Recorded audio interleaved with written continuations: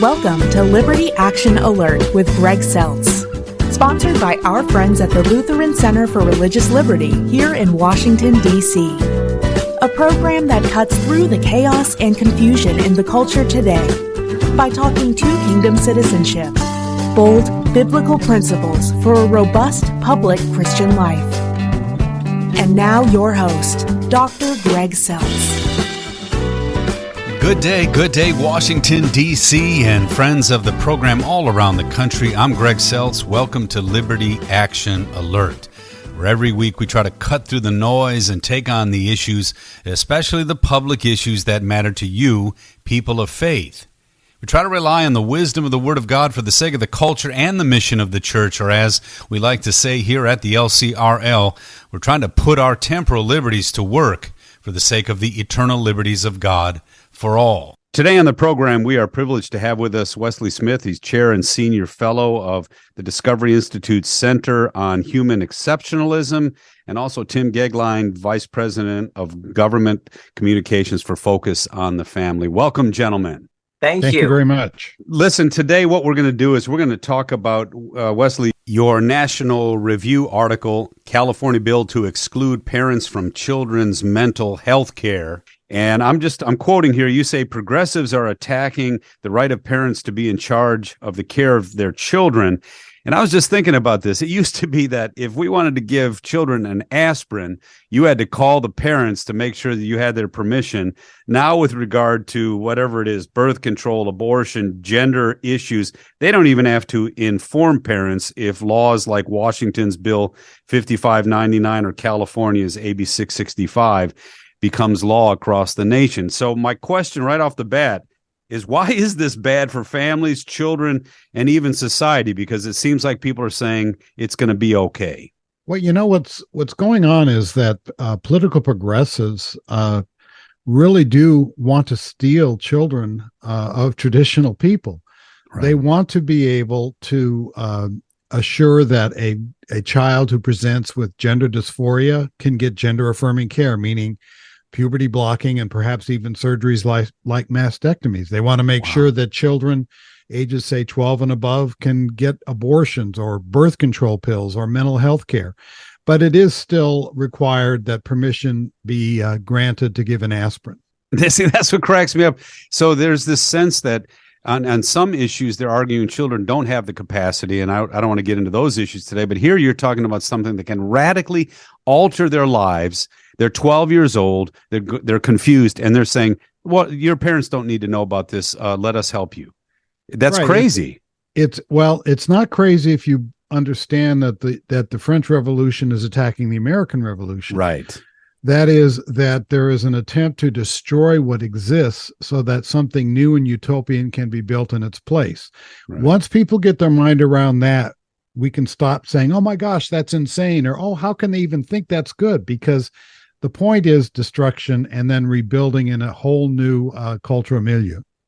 Yeah, I try to explain that to folks, that our kids are being taught that there is no real sin, there is no real problem, there's just systemic issues, and if you destroy the present systems and launch more humane systems like socialism, etc., then we'll have this utopia. Tim, you know, the fundamental role of the family, we say it all the time, it's the trinity of civility, but I don't think the church realizes that we have a role to play in fighting this, taking it back and talking about the narrative of the uniqueness of the institution of the family and why it's good for society. You know, tell us how Focus is doing that, but also why the church needs to rise to this occasion for the sake of the culture. Well, I love that question, because we are literally living in the midst now, as Wes said so eloquently, not only in an age of disruption, but one of the great Supreme Court justices in an unrelated case very famously warned us of the coming new orthodoxy. And I think that the whole idea that we are discussing today of parental rights is really fundamentally the tip of the spear of the new orthodoxy, because of a sudden in the United States of America, even on those issues where there was no common ground until essentially yesterday, on the issue of parental rights, even in the most age of, the biggest hyper polarization we can imagine, even on this fundamental question of parents and children, there has been, I think it's fair to say, mostly a longstanding agreement. But what we have seen is that the so-called trans debate did not cause what we are discussing today, but it has merely brought to the forefront essentially a frontal assault on marriage, family, and parenting. And in the age of the new orthodoxy, in this age of massive disruption, I think we all better buckle up because this is an extension of the pro-life movement. This is an extension of the debate over marriage. It is part and parcel. It is the most recent chapter. But I think to the point that Wesley made so well, and Greg, that you led off with, I think we have to see this as a continuum and a genuine warning to people of faith that when they debate this issue in California or Vermont or heaven forfend Iowa, ultimately it's coming to your front door. And that's what I want to get back. I'd like to add this point. I often, when we talk about these issues, people will say, "Oh, well, you know what? That'll never happen here." Right. Anybody who thinks that's been asleep for 50 years. Right. Because the way things are going, anything can happen. And I'm also worried because I sense a sense of exhaustion on the part of a lot of, let's say, traditional people or social conservatives. They're saying, okay, look, do whatever you want, because the challenges are unremitting. Just do whatever you want. Just leave me alone. But they're not going to leave you alone. Right. This discussion we're having here demonstrates they're not going to leave you alone. California has declared itself a transgender sanctuary state. Right. That means that if, let's say, a child asked for a mastectomy, a 14-year-old girl in Texas, and Texas courts gave custody to the father who said no, and the mother kidnaps the child and takes the child to California, California will not return the child to Texas as would normally be required under law if that child has a transgender issue or is gender dysphoric. So you can see that you even have a cultural imperialism happening in the states. Vermont just for assisted suicide said you don't have to be a resident to get assisted suicide. Why is that? Because they want people from all over the country to be able to be made dead based on their own cultural and moral desires. Yeah, and I mean it's so purposely nefarious. And I think that's one of the things we have to also define for our people. A lot of times I hear them say, well, this is just liberals and conservatives. And no. Old-fashioned liberals and old-fashioned conservatives believed there were objective truths that we could agree on. We just might come to them differently. These are folks that are saying there is no truth, there's only power, and the state, they're statists, they're secular statists, and if they get in charge, whatever they say will be the truth of that moment. And so I think, and that's Wesley, not slippery slope thinking. That's facts on the ground. Facts on based the ground. on these laws that are passing in states like Washington, California, Vermont, etc. Right, and that's why. I say, go ahead. May I say, Greg and Wesley, to both of those points, and I want to go specifically, if I may, to the comment about people becoming exhausted, despairing, and discouraging. In behalf of Focus on the Family, I was speaking in a major forum just last week, and the most common refrain that I heard afterward is something like the following: I just want to let this pass over me. I want to keep my head down. I have never want to disengage more than now. I'm eager to step back. All I care about is protecting me and my family, and the rest of it can just go by me. And I kept looking at, in this sense of discouragement for the biblical admonition that we're supposed to disengage, that we're supposed to keep our head down, that we're supposed to step out of the public square. And I'm very glad that Wesley raised that point, Greg, in light of your question, because that is exactly the opposite message that it seems to me we should be sending in this time in American life that we find ourselves in. Quite the opposite. This is the time to engage as never before. This is precisely the time not to keep our heads down. We have to find a way courageously to go into the public square and to make our case. Shakespeare, in his great play on Julius Caesar, says that a coward dies hundreds of times, before his actual death.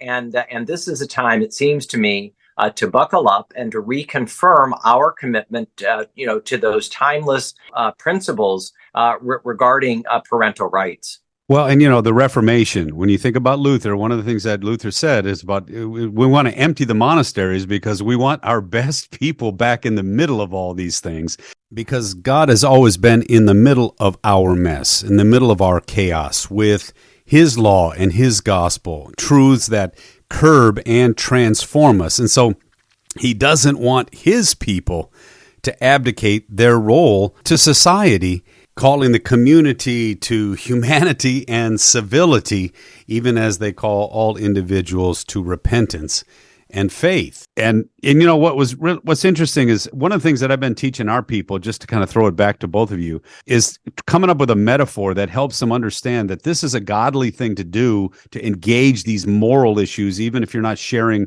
in our terms, the gospel or the ultimate solution in Christ. And I said to him, it's like a football analogy. The quarterback, the wide receiver, the running back, they're the ones who score the ultimate touchdown.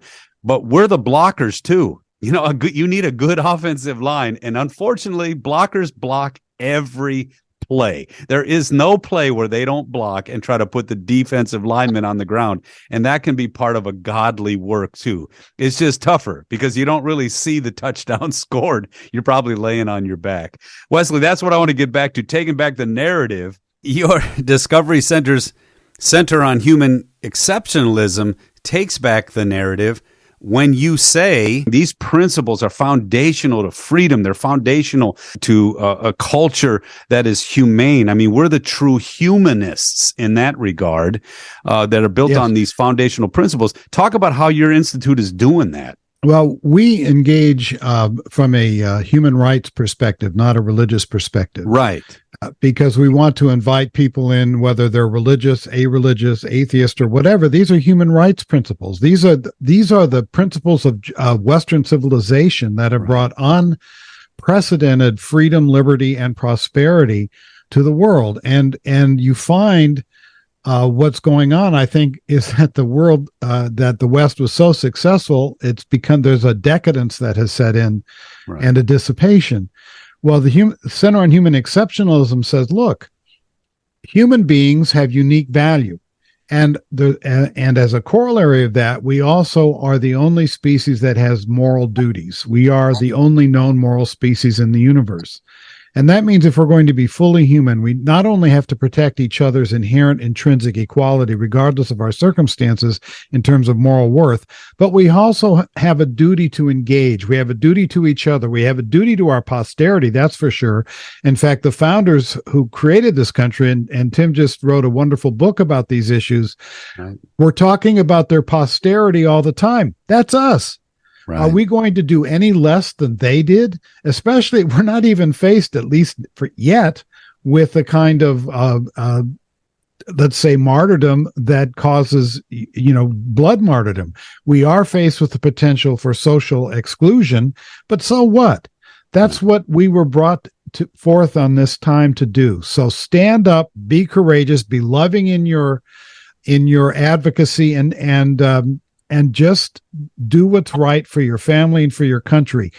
Here's a story. I was once speaking to a pro-life group, and actually this has happened more than once. And some of the people one of the persons rose their hands and they laughed and they said, oh, well, we don't have to worry. We have more children than the other side, so eventually we'll win. And I looked at him and I said, I'm sorry, sir. They don't need to have children. They're going to steal yours. Right. Should have seen the look on his face. Well, hey, before I jump off that topic and back to you, Tim, but Wesley, when you said that phrase, and I think I understood it, that the French Revolution's taken over the American Revolution. Right. Explain that, to the average folks who are listening, because I agree with you. I think that's exactly what's happening. But what do you mean by that? People think that the French Revolution and the American Revolution were similar, but they weren't. They were as dissimilar as can be. The American Revolution was about making a better world. It was about reform. I call it sounds like an oxymoron, a conservative revolution, that it wasn't seeking to destroy, it was seeking to improve. The French Revolution was completely different. The French Revolution wanted to obliterate everything that came before. It wanted to obliterate the monarchy. It wanted to obliterate the church. It wanted to obliterate the social conventions of the time. In fact, that's why it declared year zero. And then it was going to rebuild everything in a utopian perfection manner, heaven, paradise on earth. And what happened as a consequence of the French Revolution was the terror. The terror was unleashed. And the French Revolution, by the way, begat the Bolshevik Revolution, begat the Cultural Revolution in China that led to millions of people dying. Right. So the French Revolution is about destruction. It's about chaos. It's about trying to create perfection on earth. The American Revolution is about reform, about improvement, and about liberty and freedom.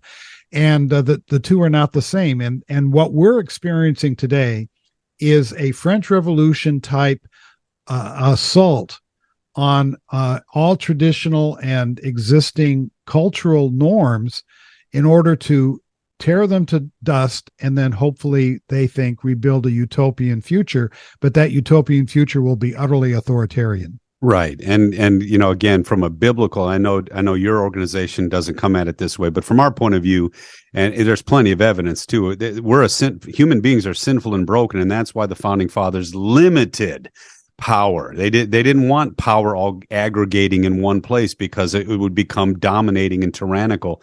And so again, family, church, and then state as the third organization in culture. These are all things to be fought for. Tim, talk about focus on the family's commitment to this task for the sake of the parents, for the sake of the children, but ultimately for the sake of our culture, because our culture depends on families being healthy. Well, it does. And there's a connection point, by the way, which I think is interesting, between Focus on the Family and the Great Discovery Institute. Because one of the great books that is now forgotten was written by George Gilder, long associated with the Discovery Institute, called Men and Marriage. And it was one of the very first path-breaking books that, among other things, showed that if you disconnect the role fundamentally of men and marriage, fathers and marriage, the role of men and leaders in culture, you simply get another culture. And I think, if I may say, that one of the things that we at Focus on the Family care about passionately when it comes to marriage, family, parenting, human life, religious liberty,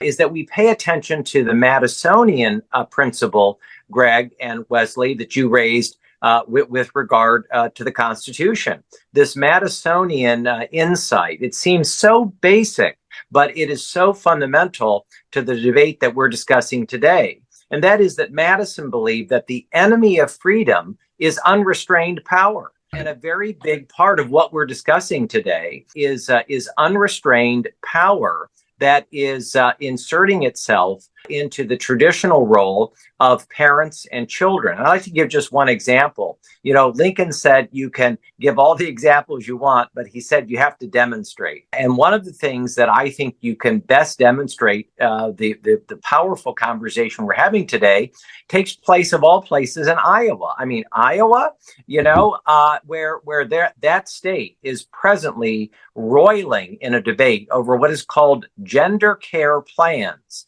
Gender care plans. Do you have to have permission from mothers and fathers, moms and dads, if your child who's in a public school determines that this child, this little person, wants a gender care plan? People cannot imagine, because it sounds so Orwellian, that we have arrived at this moment, not in Vermont and not on the left coast, but in the very center of our nation. So this idea that the culture war, is somehow, on the left and the other coast is just simply not the case. It is everywhere. And I'll even add to that to demonstrate. I mean, I've been in urban ministry for 25 years, whether in New York City, whether in LA, Dallas. And when you look and everyone who really is paying attention knows it's the purposeful destruction of the family that is bringing on the violence, the illiteracy, because like we always like to say, violence typically is boys unrestrained. I call them 14 to 20-year-olds high on testosterone. And usually they used to run into their dads And Dad said, this far and no farther. And so moms and dads were the key to a civil society, and we actually obliterated that. And now we're seeing the violence, and that violence is coming wherever the family is destroyed. All right. So again, I go back to you, Wesley. Give us some advice to our people, whether it's politically, culturally, or even personally. Give us some advice after all the work that you've done in this regard. I think that the best advice would be to look clear-eyed at what's happening and rise to the occasion. You have to be deeply involved with your children's lives. Social media is a poison for children. Mm-hmm. You have to be willing to not be popular. One of the things that I found when I started this work was at some point you just have to understand people are not going to like what you think and what you believe in terms of standing up for traditional values. You just be willing to accept that. That just comes with the territory. I think you also have to not become passive and not expect other people to do it. One of the things that we saw here in Virginia, where I live, was parents finally got a hint of what was going on with regard to critical race theory. Right. And they engaged very forcefully in a democratic and peaceful manner at school board meetings. And school boards seem to have become the center of this. So attend your school board meetings, look at the books your children are reading, go to the library and see what's there, and be willing to raise a ruckus if things are wrong. And also support those teachers who are doing things right. Right. Tim, any final thoughts? Yes, I'd like to inject a very large note of hope, because I actually think out in real America in this debate, our side is winning in substantial ways.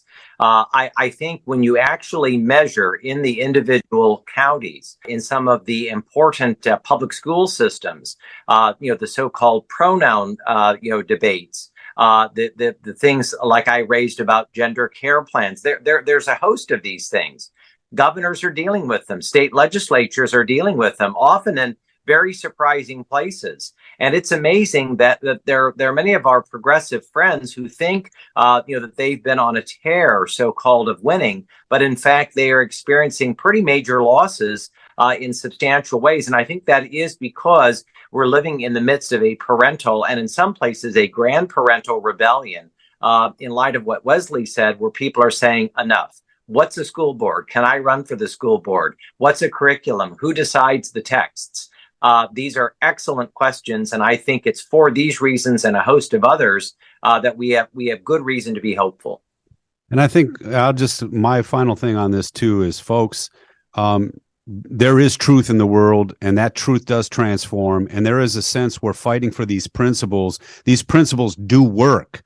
Family isn't just something we haphazardly created. It's kind of written into the nature of things. And so I'll end with the Chesterton quote that I always love to quote. Chesterton, as a young man, he hated the church because it always seemed to say no or put up barriers where he didn't want those barriers to be. And of course, whenever we say any moral no, any principle that actually says no to our libertinism today, we hear that as hate speech. Well, Chesterton said this: as he grew up, he realized that where God or the church properly put those barriers in, it was so that freedom could run wild. We have to take back the narrative. They have this narrative that there are no barriers, there is no, you just do as you please, and they're running over the edge. And one other point, they say, well, you hate trans kids when you try to prevent mastectomies. Right. No, we love trans kids. That's why we try to prevent mastectomies. That's exactly what I'm talking about. Gentlemen, thank you so much for this energetic conversation, and we will talk more about this in the future. God bless you both. Thanks, Greg. Thanks, Tim. Have a great day. God bless. Thanks for tuning in today. To get to know our LCRLDC work better, check out our website at lcrlfreedom.org. Contained there are resources to empower your public square dynamic discipleship.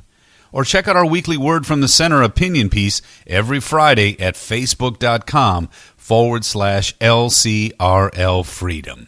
Till next time, God bless you always. I'm Greg Seltz. Have a great week. You've been listening to Liberty Action Alert with Greg Seltz, Executive Director of the Lutheran Center for Religious Liberty in Washington, D.C. This program has been brought to you by the Lutheran Center for Religious Liberty.